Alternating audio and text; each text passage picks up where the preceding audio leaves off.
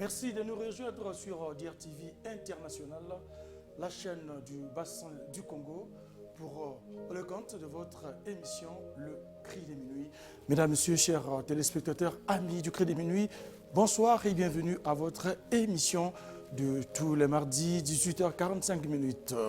Enoch, Abraham et tous les héros dans la foi ont marché avec Yahweh Adonai, le Dieu de l'univers. Et cette marche qui a fait l'objet de leur parcours avec Yahweh, c'était une marche dans la foi. Marche de la foi, c'est un thème que l'homme de Dieu avait abordé dans toute sa grandeur. Mais il était question d'abord de parler de la foi salvatrice, la foi qui sauve. Mais aujourd'hui, le docteur Claise Aïssa, l'homme du Cri de Minuit, revient pour nous parler de la foi, cette fois-ci dans un autre contexte. Il s'agit de la foi de la marche chrétienne. On a dit tout haut que Abraham, Enoch et tous les autres ont marché avec Dieu par la foi. Et la Bible dit que le juste vivra par la foi. Et également, la Bible stipule que le juste vivra par la foi et que toute personne qui cherche Dieu doit croire qu'il existe et qu'il est le rémunérateur de ceux qui le cherchent. L'homme de Dieu, Dr Claise Aïssa, ce soir est là pour nous parler des profondeurs de cet aspect de la foi qui est la foi de la marche. L'homme de Dieu, bonsoir. Bonsoir, M. Clich. Alors, ce soir également, vous êtes là pour donner le pain quotidien au peuple de Yahweh qui attend avec impatience suivre ce message. Je pense que vous êtes bien assis, confortablement debout pour parler au peuple de Dieu du repas de ce soir, dont je vous donne l'amabilité de déballer. Merci. Et moi, à mon tour aussi, je salue le peuple de Dieu qui est comme ça si nombreux pour passer ce bon voyage en Jésus. Bon voyage parce que la parole de Dieu, chers bien-aimés, comme vous le savez bien, et comme la Bible nous précise que c'est un moyen de grâce parmi tant d'autres. Et je vous invite, comme d'habitude, à être concentré. À être concentré parce que ce sont des choses sacrées. C'est la vie que, chers bien-aimés, je vous apporte. Comme il a été dit par notre très cher présentateur, nous parlerons de la foi de la marche. La foi de la marche qui vient pratiquement après la foi salvatrice. Oui, chers bien-aimés, sans plus tarder, je vous invite, vous qui prenez note, à lire avec moi dans le livre d'Hébreux, chapitre 11, versets 5 à 6. Je lis au nom du Seigneur. C'est par la foi qu'Enoch fut enlevé pour qu'il ne vit point la mort, et qu'il ne parut plus, parce que Dieu l'avait enlevé. Avant son enlèvement, il avait reçu le témoignage qu'il était agréable à Dieu. Or, sans la foi, il est impossible de lui être agréable, car il faut que celui qui s'approche de Dieu croit que Dieu existe et qu'il est le rémunérateur de ceux qui le cherchent. Gloire au Seigneur. Alors nous venons là de lire un verset qui nous parle, chers bien-aimés, d'un héros de la foi, à savoir Enoch. Pourquoi nous prenons Enoch? Tout simplement parce que Enoch nous illustre la foi d'un homme qui a marché avec Dieu. Oui, Enoch a marché avec Dieu. La foi de la marche, elle est très nécessaire. Vous devez savoir, chers bien-aimés, que dans la vie chrétienne, il existe 3 types de foi que nous faisons sortir dans ce verset que nous venons de lire. Le premier type de foi, c'est, tel que la Bible dit, la foi de l'existence. Car la Bible est claire pour dire qu'il faut que celui qui s'approche de Dieu croit que Dieu existe. Croit que Dieu existe. C'est ça la foi de l'existence. La foi de l'existence est la foi qui amène l'homme à croire que Dieu existe. C'est ce que le Seigneur veut, chers bien-aimés. Vous ne pouvez pas être sauvé. Vous ne pouvez pas faire un pèlerinage de foi, une marche chrétienne, sans pourtant que vous ne croyez au préalable que Dieu existe. Vous savez, Pierre, sœur bien-aimé, c'est que nous constatons, et c'est quoi?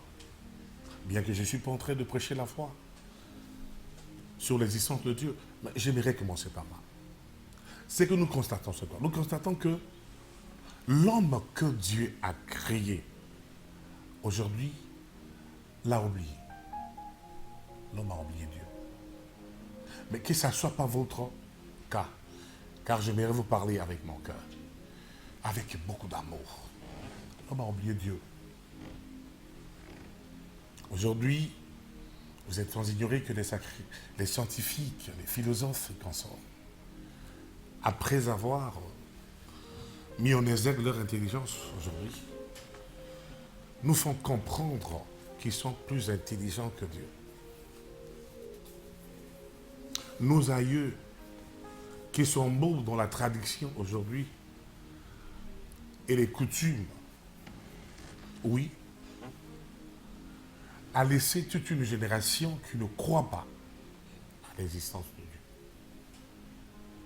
Aujourd'hui, par des religions dites modernes, nous assistons à la manière dont l'homme a oublié son Créateur. S'est livré à l'adoration de la faune et la flore. Horrible. Mais bien aimé, que ce ne soit pas votre cas. Vous savez, cette situation dans l'ignorance de l'homme qui a ignoré Dieu, la Bible déclare dans Romains chapitre 1, verset 18, jusqu'à quelques versets de là, que la colère de Dieu s'est manifestée à cause du fait que l'homme a oublié son Créateur. Il s'est livré à l'adoration, oui, des êtres qui ne sont pas des dieux, mais que lui l'appelle Dieu. C'est ce qui nous révèle la folie de l'homme aujourd'hui. Mais ce n'est pas ce que le Seigneur voudrait pour toi, cher bien-aimé. Toi qui m'écoutes, oui, toi que Dieu a donné cette grâce-là de croire qu'il existe, sache-le que Dieu se plaît à un grand plaisir en ceux qui croient en lui. Pourquoi? Parce que la croyance en Dieu est le premier pas que un homme, un croyant est appelé à faire pour emprunter le chemin de son salut. Le Seigneur est dans la joie. Et le Seigneur honore ceux qui croient en lui. Car en fait, la Bible déclare que Dieu honore ceux qui l'honorent. Étant sur cette terre, bien que ce n'est peut-être pas aujourd'hui que je rentrerai en profondeur de cette partie de la foi, mais je voulais te dire, cher bien-aimé, crois d'office à l'existence de Dieu créateur. Abandonne toute croyance contraire à la vraie croyance. Parce qu'aujourd'hui, l'homme, se vantant d'être sage, il est devenu fou. Il est devenu fou. Par ces doctrines qui ne sauvent pas. L'homme ne croit pas au Créateur. L'homme croit à des théories. L'homme croit à sa science. L'homme croit à sa technologie. Mais je t'apporte cette parole ce soir pour que, cher bien-aimé, tu puisses croire au Dieu des cieux, au Dieu omniprésent, omnipotent, omniscient, le Dieu qui a créé le ciel et la terre, le Dieu qui t'a créé, qui m'a créé. Et en nous créant, ce qui est extraordinaire, c'est qu'il a mis en toi et moi sa personnalité. Parce que Dieu est personnel. Il t'a doté l'intelligence. la volonté. Il a pris son affectivité, il a mis en toi. Voilà pourquoi je suis ici ce soir avec joie pour te dire, cher bien-aimé, ensemble avec moi, adorant, écoutant, célébrons le Dieu des cieux, le Dieu qui te visite ce soir, le Dieu qui est capable, en m'écoutant tel que tu m'écoutes, de pouvoir apporter la délivrance, la vie, le salut dans ta maison. Merci Seigneur. Mais ce qui est vrai est que dans ces trois types de foi, au dehors de la foi qui sauve, cher bien-aimé, nous avons la foi qui rémunère. Pourquoi? Parce que l'homme qui croit que Dieu existe, oui, ne peut pas être sauvé.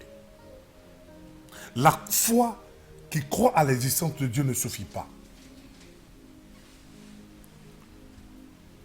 Mais si cette foi qui croit à l'existence de Dieu est sincère, et si cette foi poursuit son cours, elle engendrera la foi qui sauve ou la foi qui renaît.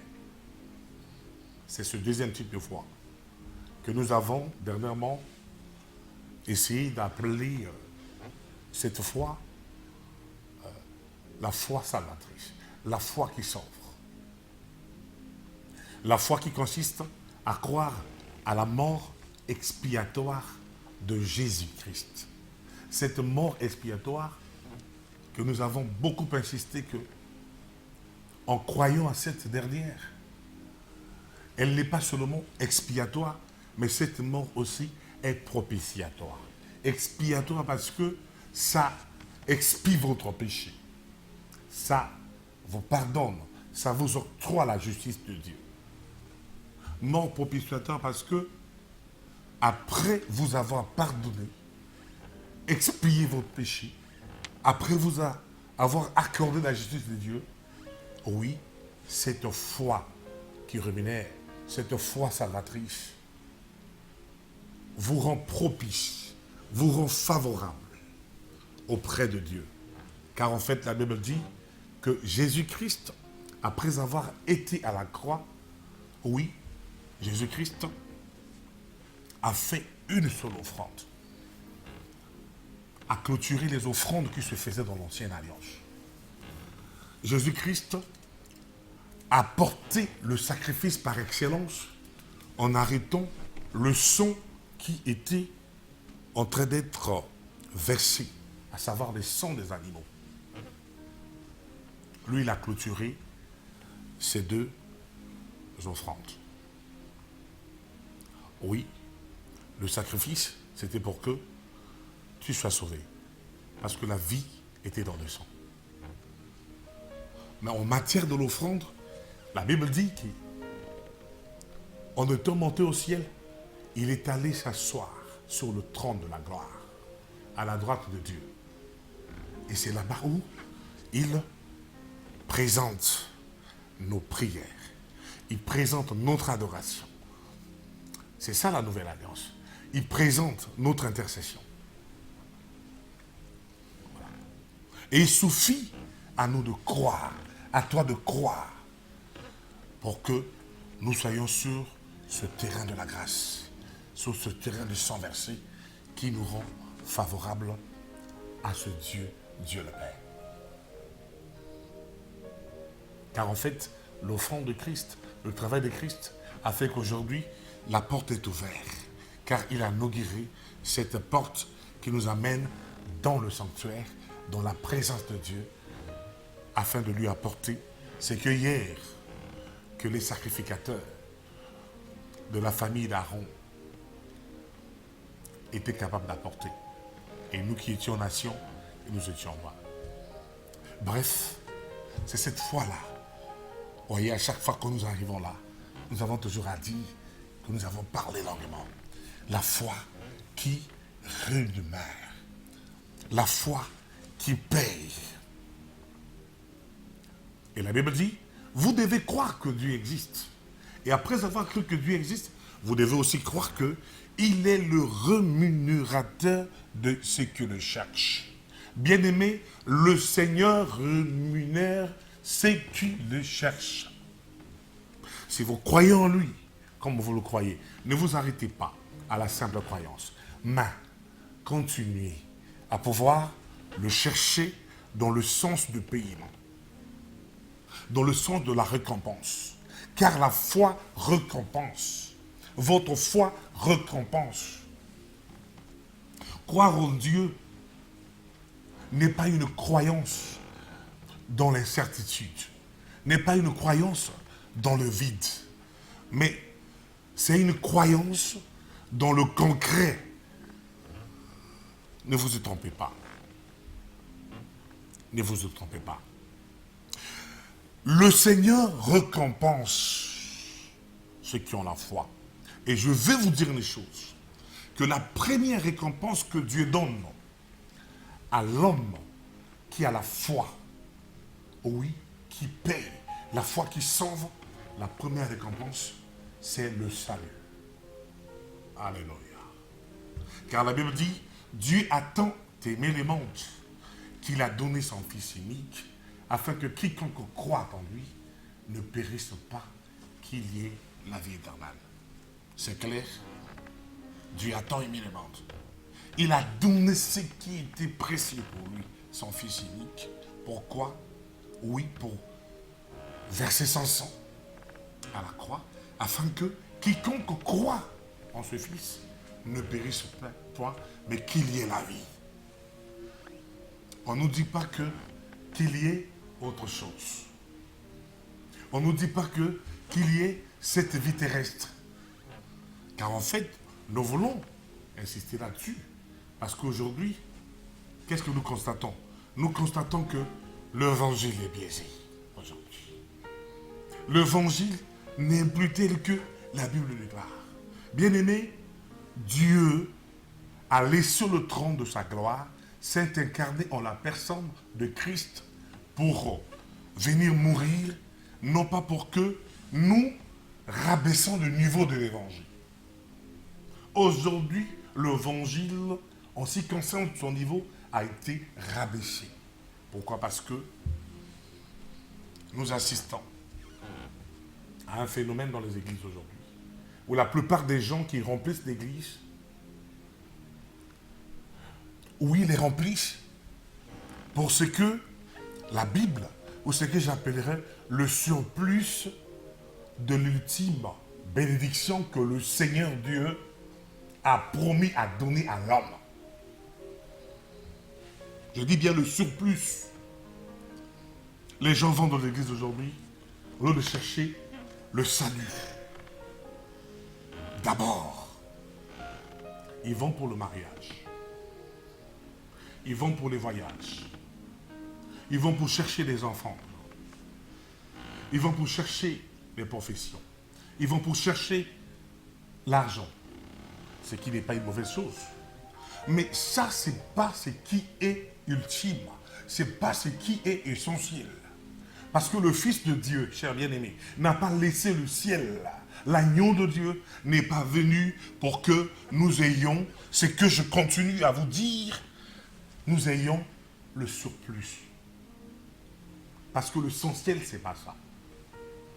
La Bible ne dit-il pas que cherchez premièrement le royaume et la justice de Dieu. Cherchez premièrement le royaume et la justice de Dieu. Et le reste vous sera donné par-dessus. Le reste. La Bible ne dit pas que cherchez premièrement les avantages ou les besoins de ce monde.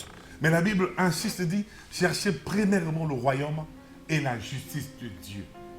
Voilà ce à quoi le Fils de Dieu, ce à quoi Dieu est venu pour que nous puissions, en tout cas, en posséder. Mais aujourd'hui, ce n'est pas le cas. Ce n'est pas le cas. Nous voyons même ceux qui se disent hommes de Dieu, excusez-moi, se pervertissent pour ce qui est matériel. Hommes de Dieu, prêchez l'évangile. Prêchez l'évangile. Ce qui, j'appelle le reste, c'est ce que je pourrais aussi appeler le soleil et la pluie. Que Dieu fait tomber sur toute sa création. Pourquoi? Parce que on n'est pas obligé de prier pour avoir le mariage. Non, le mariage, c'est ce que Dieu a déjà donné à l'homme. Oui, Dieu a créé la femme pour l'homme. Pourquoi faire du mariage tout un culte? L'argent, par exemple. Les voyages. Que sais-je encore? Il y a ceux qui les ont eus sans avoir prié ni jeûné. Oh, si ce n'était pas pour ça, je ne serais pas prédicateur de l'évangile. Parce que tous ces besoins, c'est ce que Dieu a déjà donné à toute créature. On ne peut pas rester là pour faire tout un culte parce qu'on veut avoir un visa pour aller en Europe. L'évangile doit changer. Air Français est rempli tous les jours. Mais par des gens qui n'ont pas fait des prières pour avoir des visas. Homme de Dieu, vous arriverez dans d'autres cieux, vous allez remarquer que des gens n'ont pas besoin de ces choses. C'est là où je me dis, à ce moment-là, votre évangile va s'arrêter au Congo ou va s'arrêter dans votre contrée. Élevez le niveau de l'évangile. L'évangile, c'est chercher premièrement le royaume et la justice de Dieu. Et le royaume et la justice de Dieu qui nous sont donnés par la mort à la croix du Fils de Dieu. Il n'est pas mort pour la chair et le sang. Il n'est pas mort pour notre ventre. Il n'est pas mort pour que l'évangile soit maintenant l'évangile de ventre. Et c'est ce que nous constatons. Élever le niveau de l'évangile. Prêcher la mort salvatrice. Pour que les enfants de Dieu aient la foi salvatrice. Cessez avec l'aventure. L'évangile où l'église n'est pas un milieu pour se faire un nom ou pour se faire de l'argent.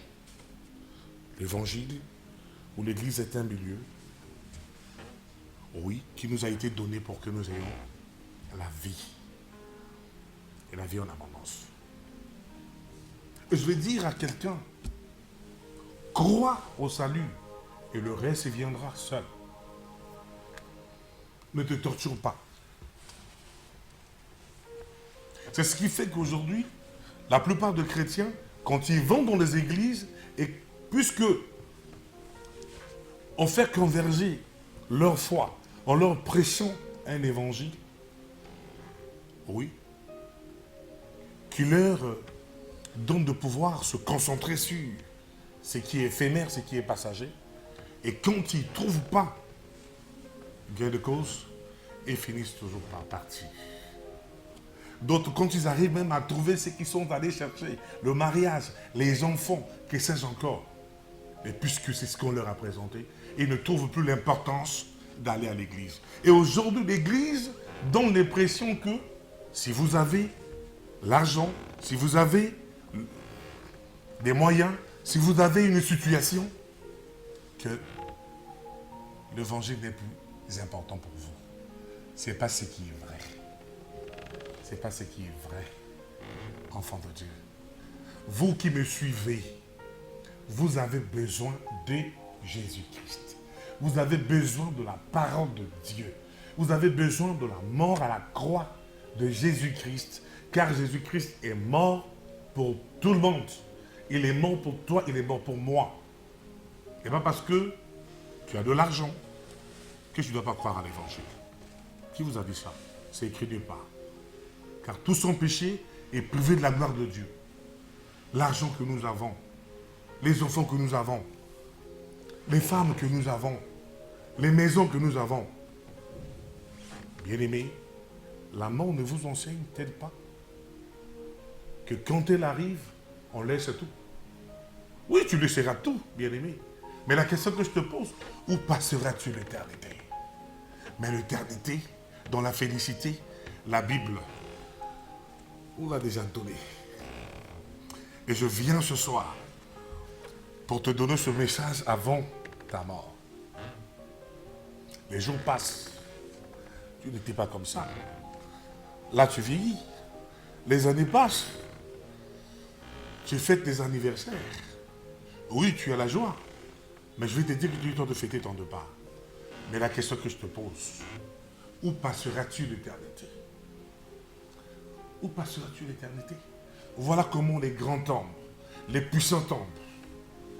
Et devant la mort, tout genou fléchit. Grand, petit, riche, jeune, puissant de ce monde.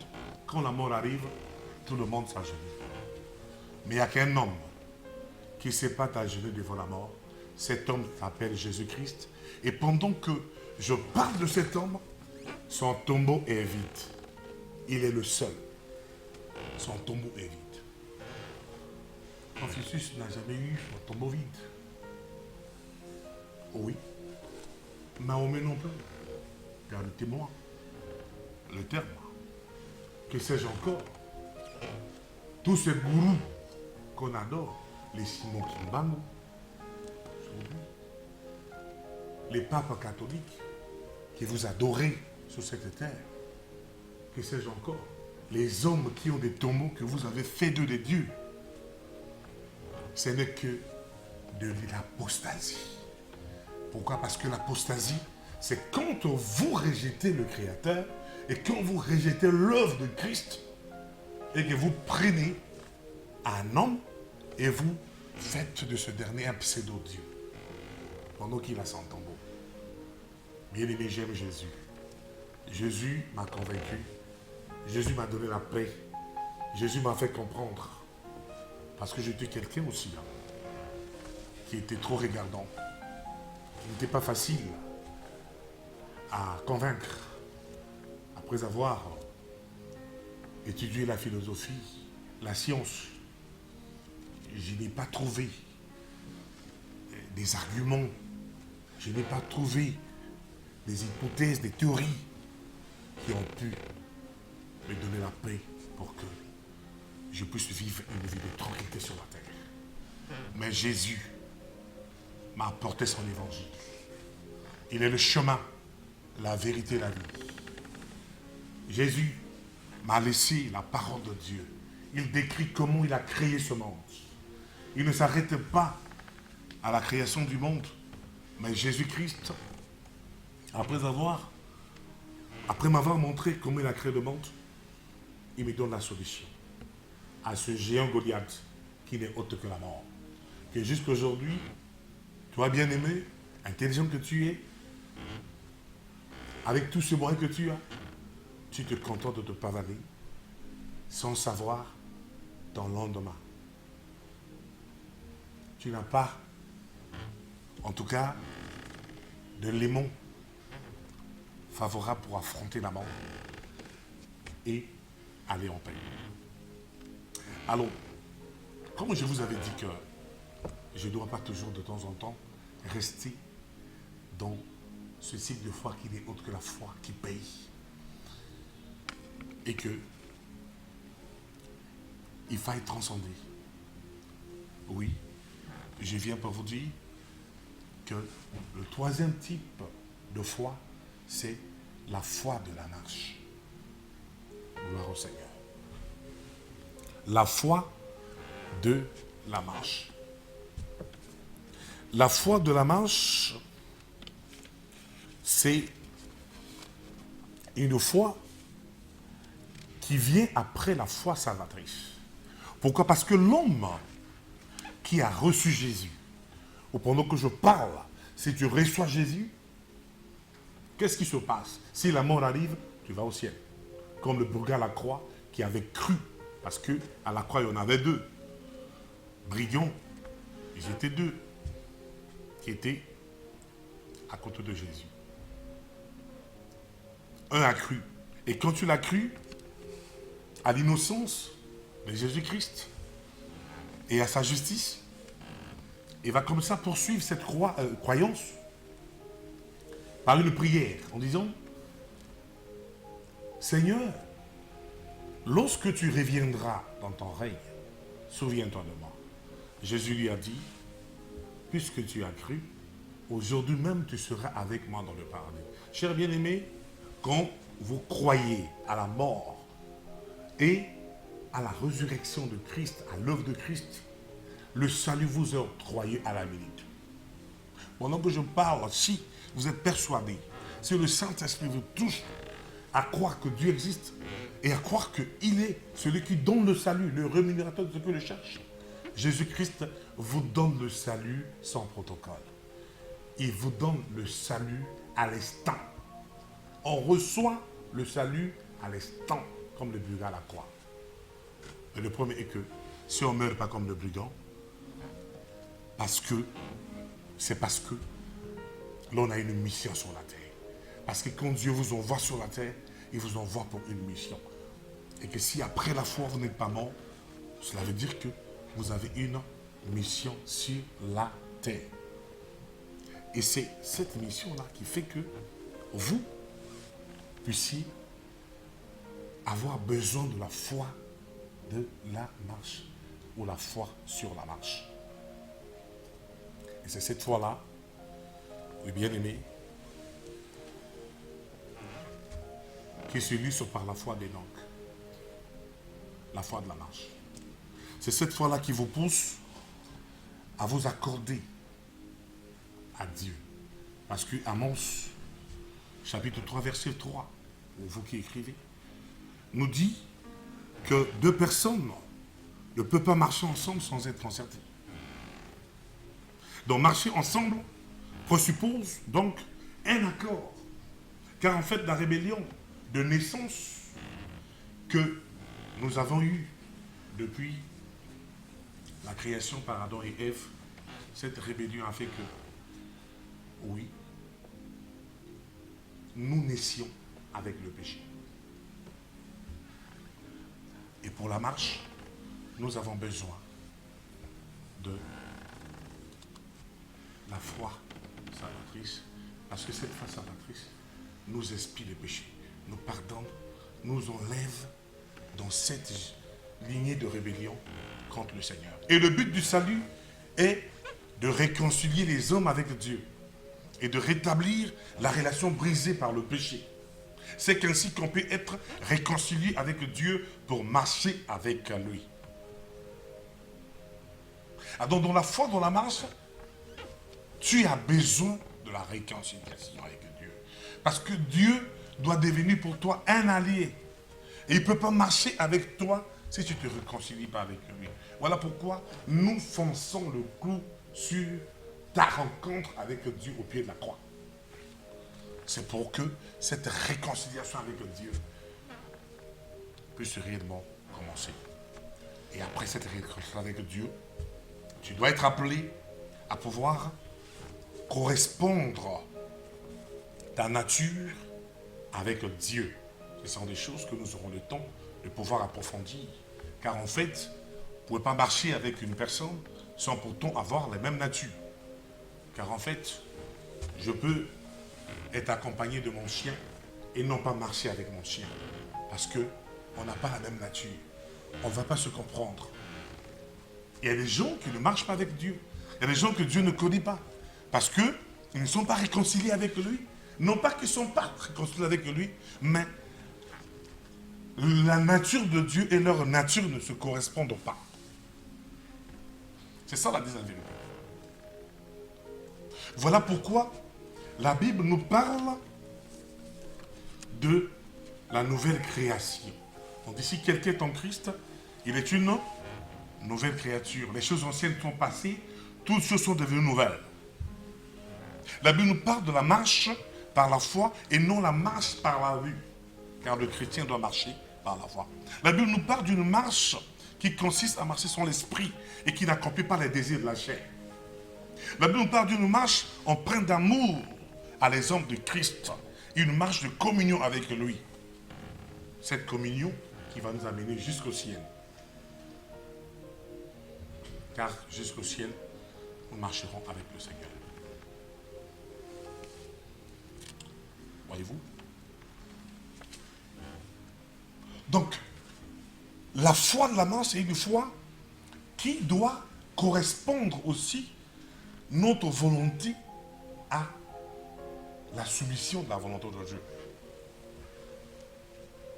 Car Dieu n'impose pas, cher bien-aimé, sa compagnie. Dieu vient solliciter. Dieu te tend la main. Il veut que tu viennes à lui. Il veut que tu l'aimes. Il veut que tu fasses correspondre ta volonté à sa volonté. Que tu te soumettes à lui. C'est cette foi-là que Enoch a eu à mettre en exergue. Enoch a marché avec Dieu. C'est ce que le Seigneur vous prie. Le Seigneur veut que, au dehors du fait que ta volonté doit être soumise à sa volonté, le Seigneur veut aussi que tu aies une foi durable. C'est-à-dire que, après avoir cru à la mort de la croix, après être repenti, le Seigneur ne veut pas que, en allant à l'église, en le servant, en persévérant, il ne veut pas que tu sois là que pour un temps. Parce qu'aujourd'hui, nous avons des chrétiens. Tu dois marcher avec Dieu. Si tu as déjà laissé ton église, si tu as déjà abandonné ton église, parce que c'est que tu attends tarde. Dieu m'envoie pour te dire de repartir dans ton église, chercher Dieu, prier Dieu. Et c'est que Dieu m'envoie te dire. Pourquoi? Parce que, après avoir été sauvé, tu as besoin d'avoir une foi durable. Une foi qui va comme ça t'accompagner dans la crainte de Dieu, dans la haine du péché, dans la sainteté, qui va t'accompagner dans la marche jusqu'au ciel. Comme Enoch qui a marché pendant 300 ans avec Dieu qui s'est pas lassé et qui a fini par entrer au ciel. La Bible dit que Dieu l'a enlevé. Et c'est cette foi-là qui illustre cette foi de l'enlèvement que nous sommes en train d'attendre. Cette foi. Pourquoi? Parce que Enoch qui a marché avec Dieu n'a pas connu la mort. Et toi, si tu marches avec Dieu, tu ne connaîtras pas la mort. Si l'enlèvement ne vient pas t'enlever, tu vas mourir. Mais ça ne serait pas une mort, ça serait un repos. Parce que la Bible dit, dans 1 Thessaloniciens 4, verset 17, que quand la trompette sonnera, les morts en Christ ressusciteront premièrement. Et nous, les vivants qui seront, nous serons enlevés. Et c'est comme ça que dans la marche, nous irons jusque dans le port de la gloire, rencontrer le Seigneur. Il pourra dire de nous, bons serviteurs, rentrez de l'argent de votre maître. Et je pense que nous allons continuer, mais je crois que le temps est contre nous. Mais sinon, soyez édifiés par ces paroles. Gloire au Seigneur. Merci. Alléluia, alléluia, alléluia. Merci, homme de Dieu. Merci pour cette disposition que le Seigneur a mis en vous pour édifier le peuple de Yahweh. Chers téléspectateurs, je pense très bien que vous avez été édifiés et par cette parole venant du ciel. Parce que, pour récapituler le message de l'homme de Dieu de ce soir, il est question justement d'avoir ces trois types de foi. Il s'agit d'abord de la foi de l'existence, croire que Dieu existe. Ça, c'est le premier pas qu'il faut d'abord commencer par là, croire que Dieu existe, et ensuite croire que Dieu paye, Dieu rémunère. Et la rémunération de la foi, c'est le salut. Dieu commence à payer ta foi en te donnant premièrement le salut, et ensuite la foi de la marche. On ne peut marcher avec Dieu que la personne qui a la même nature de Dieu. Il faut se convenir, il faut s'accorder. Dieu est justice, Dieu est saint, Dieu est amour. Il faudra avoir un peu tous ces attributs de Dieu en nous. Alors, pour avoir ces trois aspects de foi, le travail vient des hommes de Dieu, vient des pasteurs. Vous qui gérez les armes du Seigneur, vous avez un grand travail à faire. Présentez l'agneau au brebis du Seigneur. Présentez Christ. Ce n'est pas les biens matériels, ce n'est pas le mariage, ce n'est pas les diplômes, ce n'est pas l'élévation que nous cherchons à l'église. Mais nous venons premièrement pour être sauvés, pour être à côté de Dieu ce jour-là. Mais si seulement le salut, nous n'en avons pas, mais on peut beau être béni, avoir tous ces biens, mais à la fin, on se retrouve à l'enfer. À quoi bon d'aller à l'église si on va se retrouver en enfer? Merci parce que vous avez été nombreux, été captivés à suivre ce message. La fois passée, nous avons été ici avec les mamans, les 3 oratrices qui nous ont parlé d'un thème sur la jeunesse féminine de la marche chrétienne. Et la prochaine fois, nous reviendrons ici, mais cette fois-ci, ça sera avec des éléments, avec des reportages, pour vous faire voir l'ambiance qui avait prévalu pendant ces 4 journées. Merci pour votre aimable attention. Vous avez pris tout votre temps pour nous suivre. Le Seigneur notre Dieu vous bénit déjà à travers le message ce soir.